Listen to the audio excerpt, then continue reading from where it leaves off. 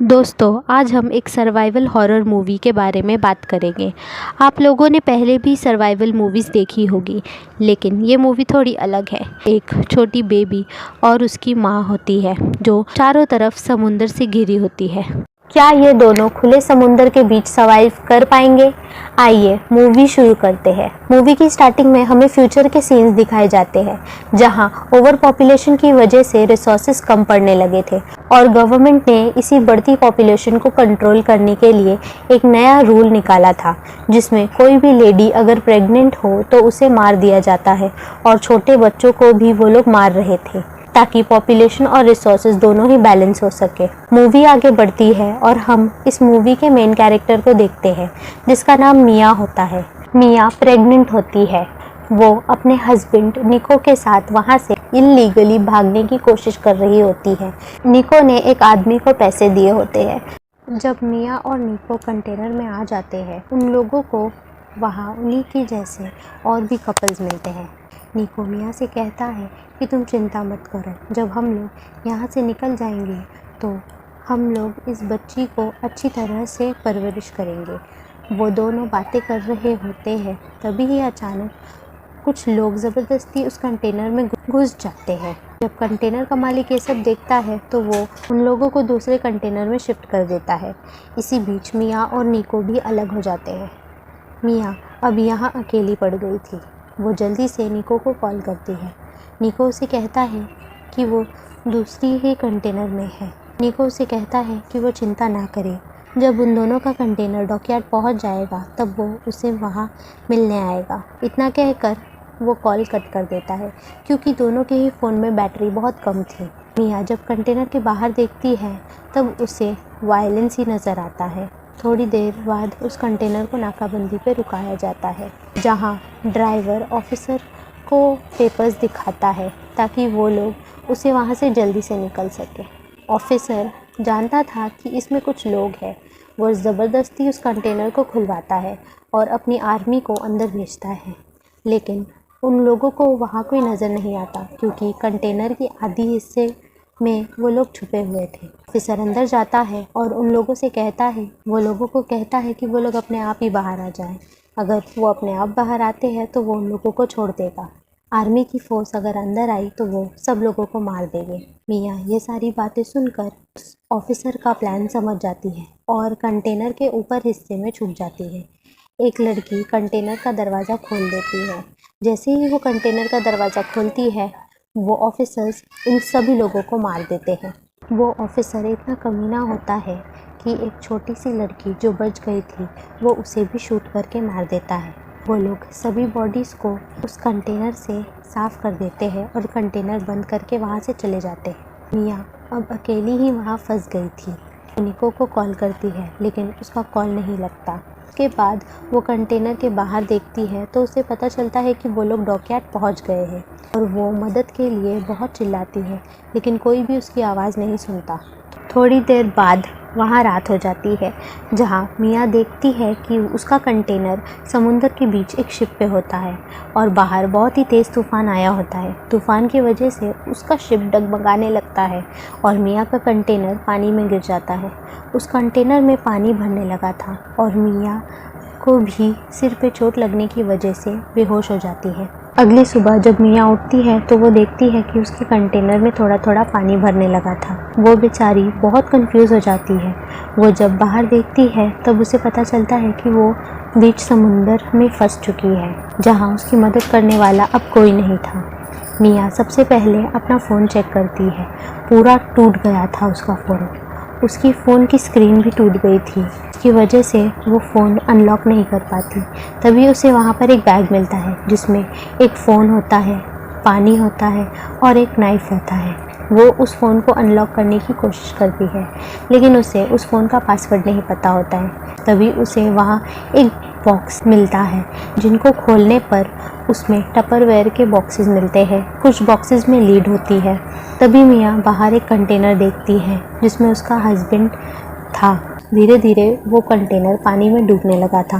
मियाँ जल्दी से सिम निकालती है और उस छोटे फ़ोन में अपना सिम कार्ड डाल के अपने हस्बैंड को कॉल करने की कोशिश करती है। उसका कॉल ही नहीं कनेक्ट हो रहा था। उसी बैग में एक छोटा सा चाकू भी मिलता है। मियाँ यहाँ बहुत रोती है और रोते रोते वहीं सो जाती है। तभी उसे एक सपना आता है जिसमें वो देखती है कि कंटेनर में पूरा पानी भर गया है और वो डूब रही है। उसे सांस लेने नहीं होता।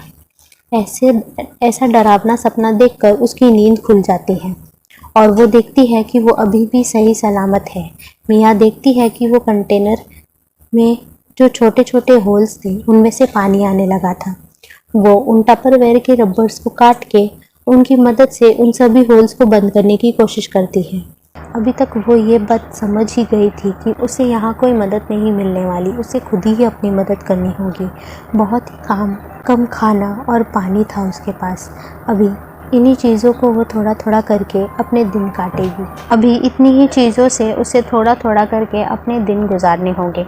वो अपने पति की फ़ोटो और पहली बेटी की फ़ोटो को टंगाती है ताकि उसे इस मुश्किल दौर में लड़ने की ताकत मिल सके।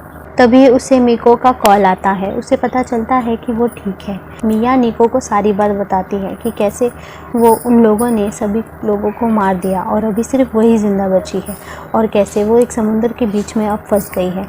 निको ये सब सुन के बहुत ही ज़्यादा परेशान हो जाता है। वो उसे कहता है कि तुम डरो मत, मैं तुम्हें बचाने आ रहा हूँ। फ़ोन में बैटरी कम होने की वजह से दोनों ही फ़ोन कट कर देते हैं। उसके बाद मियाँ थोड़ा सा पानी पी लेती है और थोड़ा सा ब्रेड खाती है।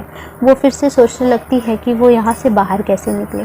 तभी ही उसके पेट में दर्द होता है। तभी ही समुंदर में बहुत ही तेज़ तूफ़ान आता है।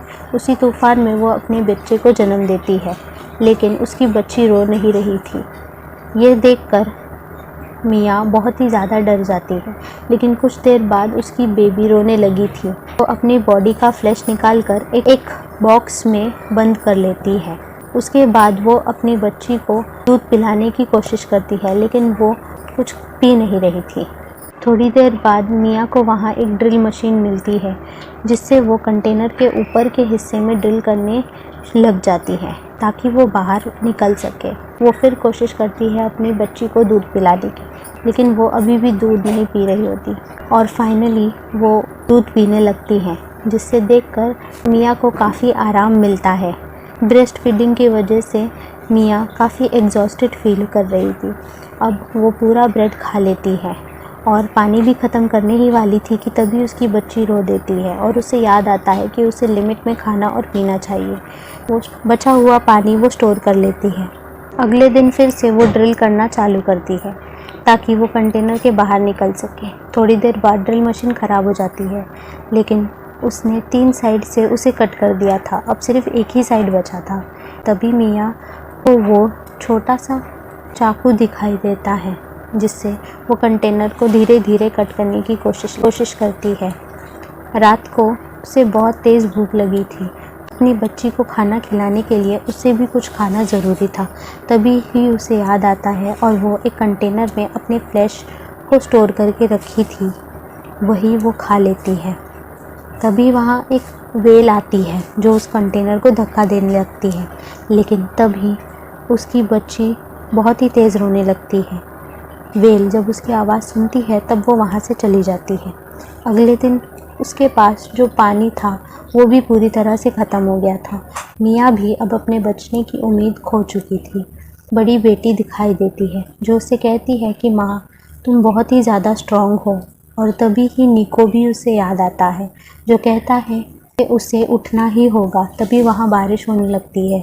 मियाँ उस बारिश की बूंदों को कंटेनर में भर लेती है और खूब पानी पीती है। मियाँ को एक आइडिया आता है। वो एक कपड़ा लेती है और जहाँ उसने ड्रिल किया था उस कंटेनर के छेद में से उस कपड़े को वो आर पार करती है और ज़ोर से उसे खींचने लगती है। उसके ऐसा करने से कंटेनर अब पूरी तरीके से खुल चुका था। ऊपर आकर उसे पता चलता है कि उसका कंटेनर चारों तरफ पानी से घिरा हुआ है और उस पानी के अलावा वहाँ और कुछ नहीं है। उसे अपने कंटेनर के पास कुछ मछलियाँ भी दिखती हैं और वो एक औज़ार बनाकर उन मछलियों को पकड़ने की कोशिश करती है, लेकिन उसका ये आइडिया फेल हो जाता है। तब पर एक प्लेन जाता हुआ दिखता है। मिया जल्दी से नीचे आती है और टीवी के कांच से उस प्लेन पर रिफ्लेक्शन भेजने की कोशिश करती है। इसी बीच उसके पैर में चोट लग जाती है, लेकिन वो फिर भी नहीं रुकती। वो उस मिरर की मदद से रिफ्लेक्शन दिखाने की कोशिश करती है, लेकिन वो प्लेन वहाँ से चला जाता है और उसे वहाँ से भी कोई मदद नहीं मिलती। नीचे आकर वो अपने ज़ख्मों पे खुद ही टाँके लगाने लगती है।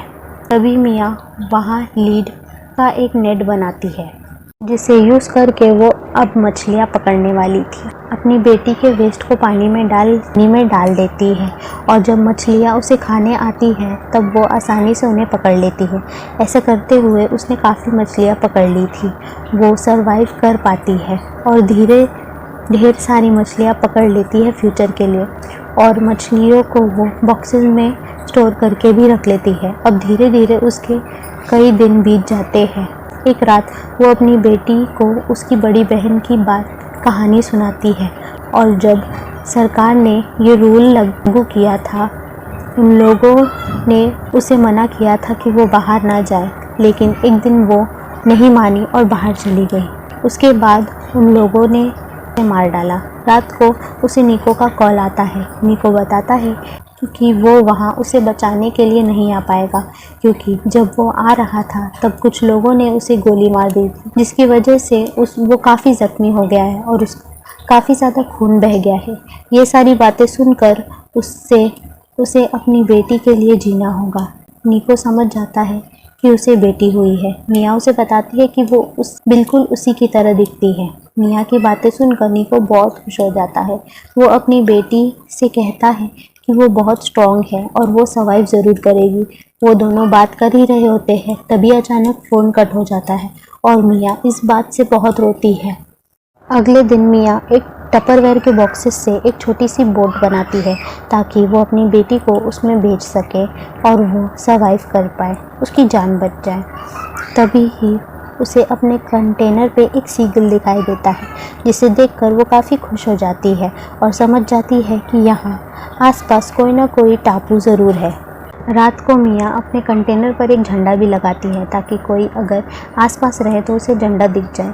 तभी उसके कंटेनर के होल्स, जो टपरवेयर के रबड़ से बंद किए थे, वो सारे खुल जाते हैं।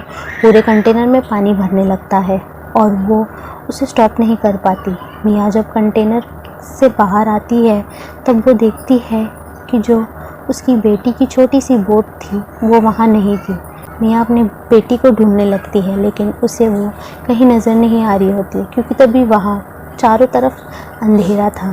तभी वहाँ वो वेल आती है। वो उन लोगों का पीछा करते हुए वहाँ तक आ गई थी। वो वेल जैसे ही फुवारा मारती है तो उसकी छींटें बेटी की मुंह पे जाती हैं, जिससे वो रोने लगती हैं। उसकी रोने की आवाज़ सुनकर मिया उसके बेटी के पास आ जाती है और उसे पकड़ लेती है। वो उस वेल का शुक्रिया अदा भी करती है और वो वेल वहाँ से चली जाती है। अगले दिन मिया की जीने की आस ख़त्म हो गई थी। जो टपरवेयर में उसने मछलियाँ स्टोर करके रखी थी, वो अब उन सबको बाहर निकाल के फेंकने लगती है, जिससे काफ़ी सारे सीगल्स उसके पास घूमने लगे थे, ताकि उन लोगों की जान बच जाए।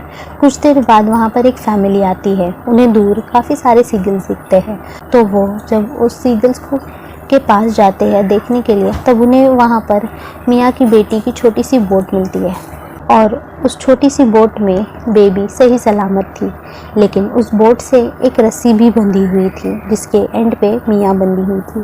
फाइनली मिया और उसकी बेटी की जान बच जाती है। दोस्तों, आप लोगों को ये मेरा एक्सप्लेनेशन कैसा लगा प्लीज़ कमेंट करके बताएं, ताकि मुझे ऐसे ही एक्सप्लेनेशन वीडियोस बनाने का मोटिवेशन मिलता रहे। वीडियो के अंत तक बने रहने के लिए धन्यवाद। Thank you for watching.